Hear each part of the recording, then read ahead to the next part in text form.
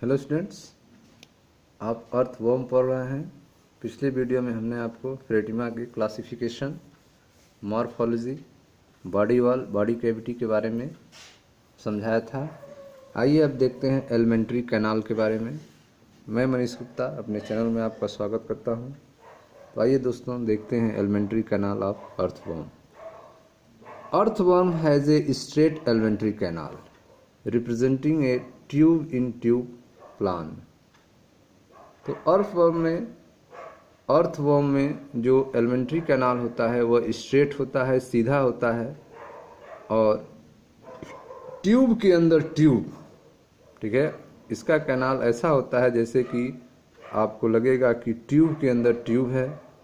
Tube इन tube plan के तहत जो है अर्थवर्म का एलिमेंट्री कैनाल स्ट्रेट होता है, सीधा होता है। Location of different part of alimentary canal are.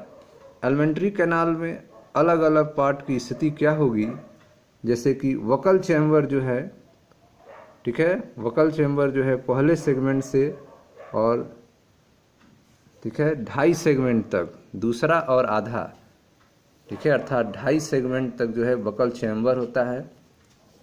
2.5 segment के बाद चौथे सेगमेंट तक जो है फेरिंग्स होता है। पाँचवें से लेकर 7वें तक ओसोफेगस है। 8वां सेगमेंट जो है गिजर्ड होता है आपका। 9वें से 14वें तक स्टमक पाए जाते हैं और 15 के आगे इंटेस्टाइन पाई जाती है, ठीक है। तो आप देख रहे हैं कि डिफरेंट पार्ट्स एलिमेंट्री कैनाल में कैसे होते हैं।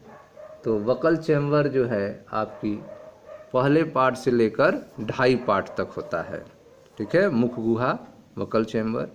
उसके बाद आपकी ग्रसनी आती है, फेरिंग्स, जो 2.5 पार्ट से लेकर चौथे पार्ट तक होता है। फिर ओसोफेगस, ठीक है, ओसोफेगस जो है आपकी 5वें, 6वें और 7वें होता है और 8वां जो होता है वो गिजर्ड होता है, जिसे पेशड़ी कहा जाता है, ये 8वां पार्ट है। स्टमक जो है 9वें, 10वें, 11वें, 12वें, 13वें, 14वें, इतने पार्ट वाले हिस्से को स्टमक कहा जाता है। फिर 15 से लेकर पिछले हिस्से तक को इंटेस्टाइन कहा जाता है, आंत कहा जाता है, ठीक है। Roof of pharynx contain pharyngeal glands, ठीक है। जो फेरिंग्स है उसके रूफ पर फेरेंजियल ग्लैंड्स पाई जाती हैं। Roof of pharynx contains pharyngeal gland containing chromophil cell, ठीक है। फेरेंजियल ग्लैंड्स में क्रोमोफिल सेल्स पाए जाते हैं जो कि म्यूकस एंड प्रोटीएजेस का सिक्रीशन करते हैं, ठीक है। तो roof of pharynx containing pharyngeal gland, roof of pharynx contains pharyngeal gland containing chromophil cells secreting mucus and proteases, ठीक है। तो फेरिंग्स का जो रूफ होता है उसमें फेरेंजियल ग्लैंड्स पाए जाते हैं जिसमें क्रोमोफिल सेल्स होते हैं जो म्यूकस और प्रोटीएजेस को सिक्रीट करते हैं। Gizzard is a thick muscular organ. Gizzard जो होता है वह एक मोटा मस्कुलर आर्गन है। Gizzard is a thick muscular organ cavity lined by tough cuticle for grinding, ठीक है। गिजर्ड जो है वह एक थिक मस्कुलर आर्गन होता है जहाँ पर ग्राइंडिंग की जाती है, पीसने का वर्क होता है। Gizzard is a thick muscular organ cavity line by tough cuticle for grinding. यहाँ पे टफ क्यूटिकल का लाइन होता है जहाँ पे ग्राइंडिंग होती है। Wall of stomach contain calciferous gland, ठीक है। जो स्टमक की वॉल होती है उसमें कैल्सीफेरस ग्लैंड्स पाए जाते हैं। The secretion of which न्यूट्रलाइजेज the cavity of soil, ठीक है। तो कैल्सीफेरस ग्लैंड्स के जो सिक्रीशन होते हैं उससे सॉइल जो होते हैं, सॉइल की जो एसिडिटी है वह न्यूट्रलाइज हो जाती है। सॉइल की अम्लता जो है वह न्यूट्रल हो जाती है। किसके सिक्रीशन से? कैल्सीफेरस ग्लैंड के सिक्रीशन से, ठीक है स्टूडेंट्स। आगे देखते हैं।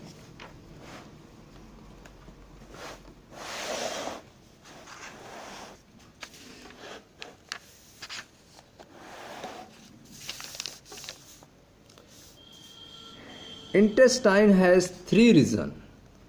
इंटेस्टाइन 15 से पिछला हिस्सा इंटेस्टाइन होता है।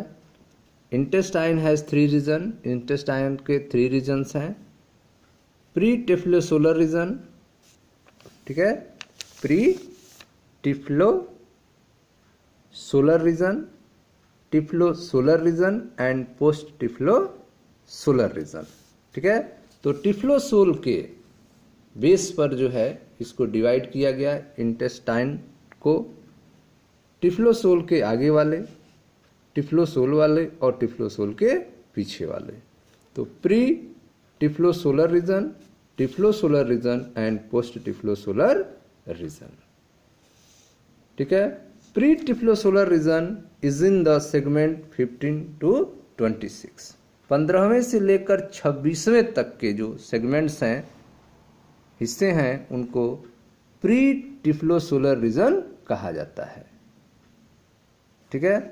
फिगर आप देखें ध्यान से, यह अर्थवर्म का फिगर है जिसमें आप देख रहे हैं कि सबसे सामने आगे देख रहे हैं माउथ है, उसके बाद देखें आप बकल चैम्बर, ठीक है, फिर यहाँ बीच में ब्रेन है, आपका यह फेरिंग्स है, फेरिंग्स, ओसोफेगस, एक पतला नैरो ओसोफेगस है, ऑब्लिक सेप्टा आप देख रहे हैं बीच बीच में है, यह आपका गिजर्ड है जो ग्राइंडिंग का वर्क करता है, यह आपका स्टमक और यह आपका इंटेस्टाइन, 15 से पीछे की तरफ सब इंटेस्टाइन है।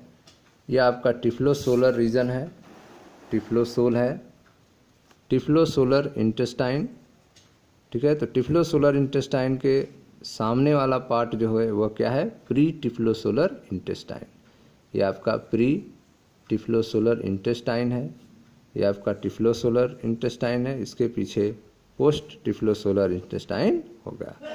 यहाँ देखें यह इंटेस्टाइनल सीकम है, इंटेस्टाइनल सीकम जो एक निकला हुआ है दोनों तरफ। यह डार्सल ब्लड वेसल्स को दिखाए गए हैं, इनमें लिम्फ ग्लैंड्स भी हैं। तो आइए आगे पढ़ते हैं, देखिए ध्यान से।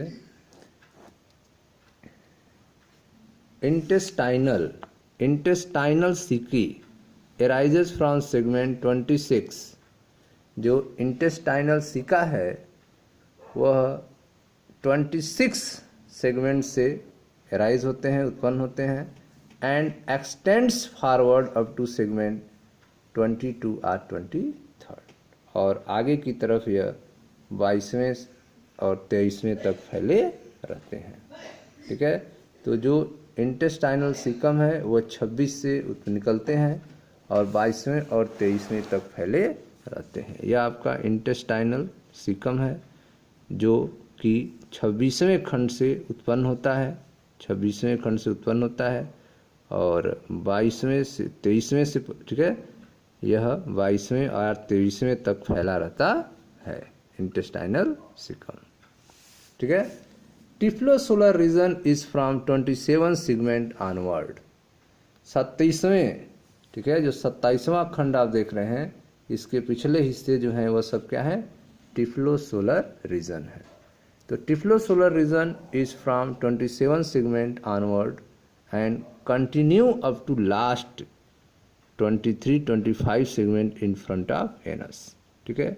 और ये लगातार 23 से 25 सेगमेंट तक पाए जाते हैं एनस के सामने तक, ठीक है। Post typhlosolar region is in the last 23-25 segment, that is rectum, ठीक है। जो पोस्ट टिफ्लोसोलर रीजन्स होते हैं वह अंतिम के 23 से 25 सेगमेंट्स हैं जो रेक्टम तक आते हैं। Typhlosole is a highly glandular vascular longitudinal ridge, ठीक है। जो आपका टिफ्लोसोल होता है, ठीक है, वो कैसा होता है, typhlosole is a highly glandular, typhlosole जो है वह आपका हाईली ग्लैंडुलर होता है। Vascular longitudinal ridge increasing the area of absorption of digested food. Typhlosole जो है हाईली ग्लैंडुलर है, वैस्कुलर लॉन्गिट्यूडिनल रीज पाए जाते हैं, उस पर उभार पाए जाते हैं, जिससे एब्जॉर्प्शन का एरिया इंक्रीज हो जाता है, बढ़ जाता है और यह डाइजेस्टेड फूड मटेरियल को एब्जॉर्ब करने का काम करते हैं। ठीक है, तो typhlosole is a highly glandular vascular longitudinal ridge increasing the area of absorption of digestive food. Okay students, तो आप देख रहे हैं intestine has 3 region, pre typhlosolar region, typhlosolar region and post typhlosolar region. Pre typhlosolar region is in the segment 15 to 26. Intestinal ceca arise from segment 26 and extended forward up to segment 22 or 23. Intestinal caeca जो है वह 26वें से उत्पन्न होता है और आगे की तरफ 22 से 23वें तक जाता है। Typhlosolar region is from 27 segment onward and continue up to last 23 to 25 segment in front of anus. ठीक है, टिफ्लोसोलर रीजन जो है 27 सेगमेंट से शुरू होता है और एनस तक जो है 23वें सेगमेंट तक जाता है। Post typhlosolar region is in the last 23-25 segment rectum. Typhlosole is a highly glandular vascular longitudinal ridge increasing the area of absorption of digested food. Earthworm are omnivorous. Earthworm जो होता है वह ओमनीवोरस होता है। ठीक है, undigested particle as faeces are called casting. इसका जो अनडाइजेस्टेड पार्टिकल्स है, फिशेस है, जिसको कास्टिंग कहा जाता है। तो earthworm are omnivorous, undigested particles as faeces are called casting. Okay students, next है आपका blood vascular system of earthworm. Earthworm में ब्लड वेस्कुलर सिस्टम कैसा होता है? तो ब्लड वेस्कुलर सिस्टम और अर्थवर्म इज क्लोज टाइप। अर्थवर्म में blood vascular system close type होते हैं। ब्लड जो है आर्टरी वेन्स में फ्लो होते हैं, हार्ट पाए जाते हैं। ठीक है, तो अर्थवर्म में blood vascular system close type के होते हैं। इस देखें ध्यान से, यह आपका फ्रेटिमा का blood vascular system in first 16 segments. पहले 16वें खंड तक का ब्लड वेस्कुलर सिस्टम जो है फ्रेटिमा का इस फिगर में दिखाया गया है, जिसमें आप देख सकते हैं इसमें लेटरल हार्ट्स हैं। ठीक है, सुप्रा ओसोफेजियल वेसल्स को दिखाया गया है, लेटरल ओसोफेजियल हार्ट को दिखाया गया है। ठीक है, तो इसमें जो है हार्ट्स मिलते हैं आपके, लेटरल हार्ट्स, लेट्रो ओसोफेजियल हार्ट्स होते हैं। ठीक है, डार्सल वेसल्स को आप देख रहे हैं, ये सब डार्सल वेसल्स हैं। ये आपकी वेंट्रल वेसल्स हैं। ठीक है, ये आपकी लेटरल ओसोफेजियल वेसल्स को दिखाए गए हैं। एंटीरियर लूप्स हैं ये सब। वेंट्रो टेगमेंट्री वेसल्स हैं आपके। ठीक है, ये आपका सब न्यूरल वेसल्स देख रहे हैं आप। Septo intestinal vessels, ventro intestinal vessels, यह आपका कॉम्यूसुरल वेसल्स हैं। ठीक है, कॉम्यूसुरल वेसल्स हैं। यह आपका डार्सो इंटेस्टाइनल वेसल्स हैं। ठीक है, यह सारे इसमें स्ट्रक्चर्स पाए जाते हैं जिनके थ्रू जो है ब्लड पूरे बॉडी में सर्कुलेट करता है। ठीक है, इसीलिए इसमें जो सिस्टम पाया जाता है सर्कुलेटरी सिस्टम, वो आपका कैसा होता है? क्लोज सर्कुलेटरी सिस्टम पाया जाता है।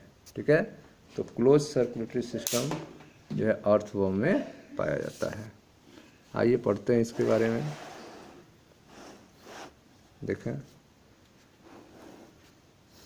ब्लड वेस्कुलर सिस्टम और earthworm is close type. Blood is red in colour, respiratory pigment is haemoglobin, is dissolve in the blood plasma. ठीक है, तो ब्लड वेस्कुलर सिस्टम अर्थवर्म में क्लोज टाइप होता है। ब्लड जो होता है वह कलर होता है इसका, blood is red in colour. इसमें रेस्पिरेटरी जो पिगमेंट होते हैं वे हीमोग्लोबिन होते हैं, जो मानव में भी होता है। Is dissolve in the blood plasma, जो ब्लड प्लाज्मा में घुला होता है। Blood vascular system is different in first 13 segment as regard to number, arrangements and nature of blood vessels. ठीक है, ब्लड वेस्कुलर सिस्टम जो है वे डिफरेंट्स हैं, अलग अलग प्रकार से हैं। पहले जो 13 सेगमेंट्स हैं उनका अरेंजमेंट कैसा होता है? The main longitudinal vessels are, जिसमें मुख्य जो लॉन्गिट्यूडिनल वेसल्स हैं उसमें डार्सल ब्लड वेसल्स हैं, वेंट्रल ब्लड वेसल्स हैं, लेटरल ओसोफेजियल वेसल्स हैं जो पेयर्ड हैं, सब न्यूरल वेसल्स हैं, सुप्रा ओसोफेजियल वेसल्स हैं जो स्मॉलेस्ट हैं। ठीक है।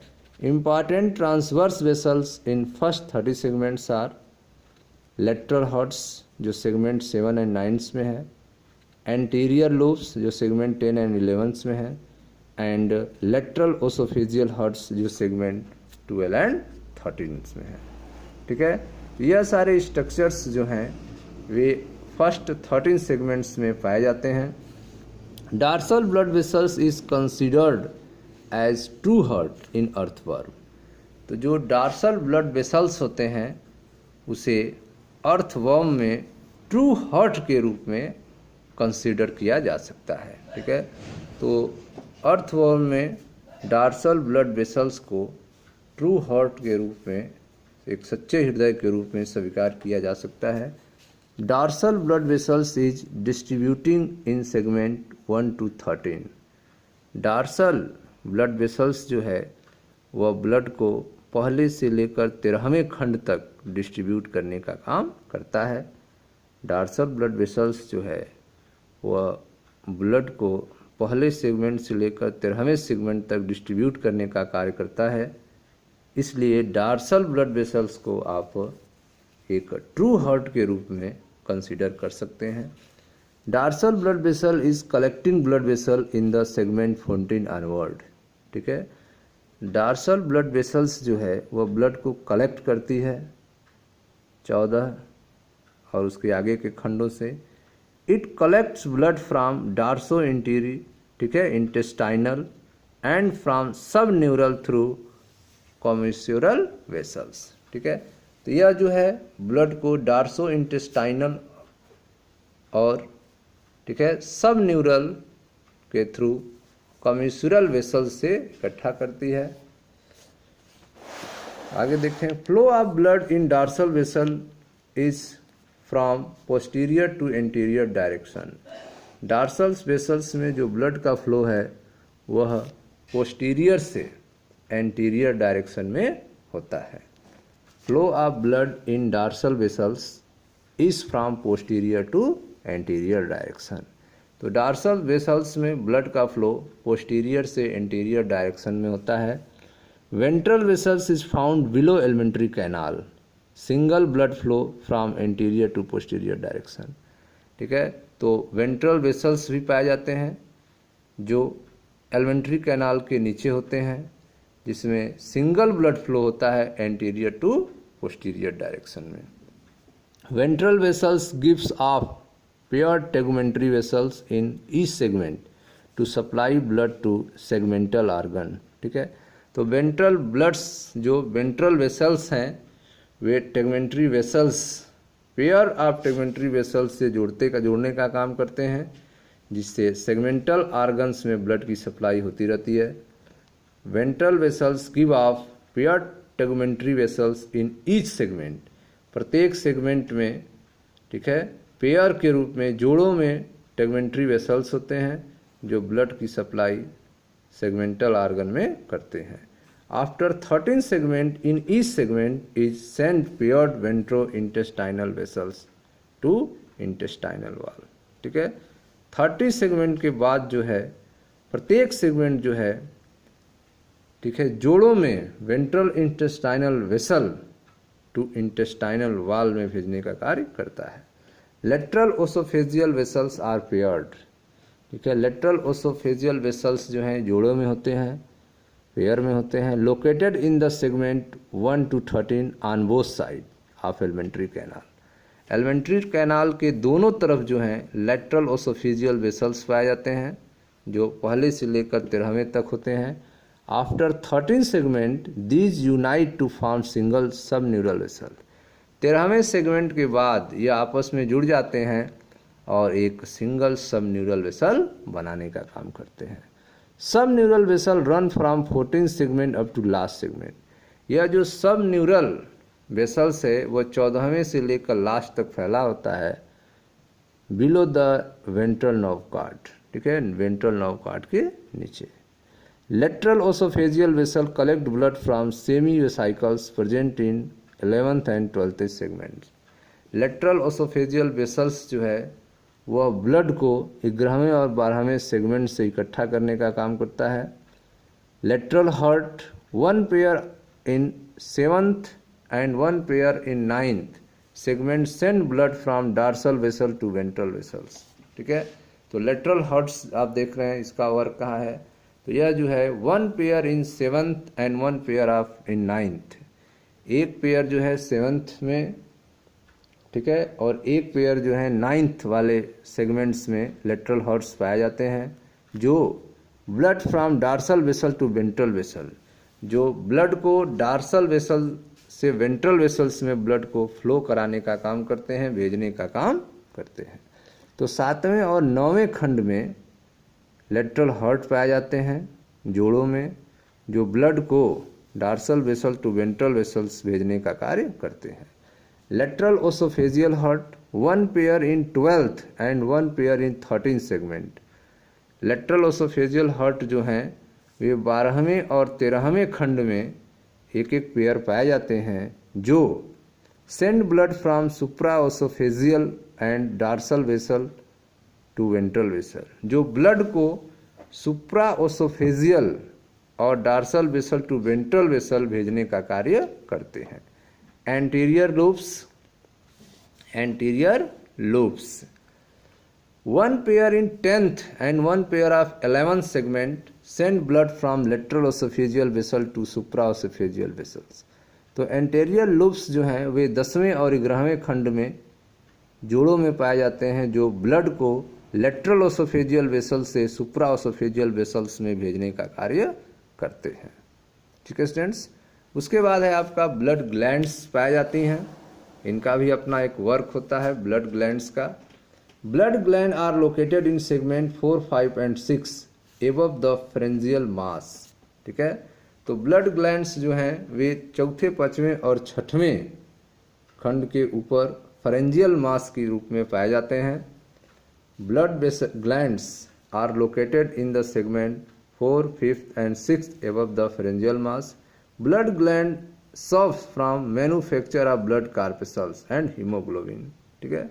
ब्लड ग्लैंड्स जो हैं वे ब्लड कार्पेसल्स को बनाने का कार्य करते हैं, हीमोग्लोबिन को बनाने का काम करते हैं, रिगार्डेड एज एक्सक्रेटरी बाय सम ऑथर्स, ठीक है, और यह एक्सक्रेटरी के रूप में भी कार्य करते हैं, जो कुछ ऑथर कहते हैं। फिर आता है lymph gland. Lymph gland are present on both side of dorsal blood vessels from segment 26 and those behind it. तो लिम्फ ग्लैंड जो है वह दोनों साइड पर उपलब्ध होता है, ठीक है। 26वें खंड से पीछे की तरफ जो है 1 pair segment small and whitish. Lymph gland are supposed to produce certain phagocytic cell. Lymph gland से माना जाता है यह कुछ जो है फैगोसाइटिक सेल्स को प्रोडक्शन करते हैं, ठीक है। तो lymph gland are present on both side of dorsal blood vessels from segment 26 to those behind it. Lymph glands are supposed to produce certain phagocytic cells. Next is respiratory system. Earthworm respire but has no respiratory organ. Earthworm जो है respire करते हैं, सांस लेते हैं, लेकिन इनके पास कोई रेस्पिरेटरी ऑर्गन नहीं होता है। Exchange of gases takes place through moist skin. गैसों का जो एक्सचेंज है वह इनके मॉइस्ट स्किन से होता है, भीगे हुए सतह से होता है। The absorptive area of earthworm is more than its volume, ठीक है। जो एब्जॉर्प्टिव एरिया है अर्थवर्म का वो इसके वॉल्यूम से अधिक होता है। So earthworm does not require any respiratory organ, ठीक है। इसलिए अर्थवर्म को किसी रेस्पिरेटरी ऑर्गन की जरूरत नहीं होती है। If the skin of earthworm ड्राइज, अगर अर्थवर्म का स्किन जो है सूख जाए, इट कैन नॉट रिस्पायर, तब यह सांस नहीं ले सकता है, रिस्पायर नहीं कर सकता है। It dies due to asphyxia, ठीक है, और यह सांस न लेने के कारण जो है मर जाएगा। ओके स्टूडेंट्स, तो यह था आपका रेस्पिरेटरी सिस्टम के बारे में। नेक्स्ट वीडियो में चर्चा करेंगे हम एक्सक्रेटरी सिस्टम के बारे में। मैं मनीष गुप्ता अपने चैनल में आपका स्वागत करता हूं। वीडियो को लाइक करें, शेयर करें, चैनल को सब्सक्राइब करें। धन्यवाद दोस्तों।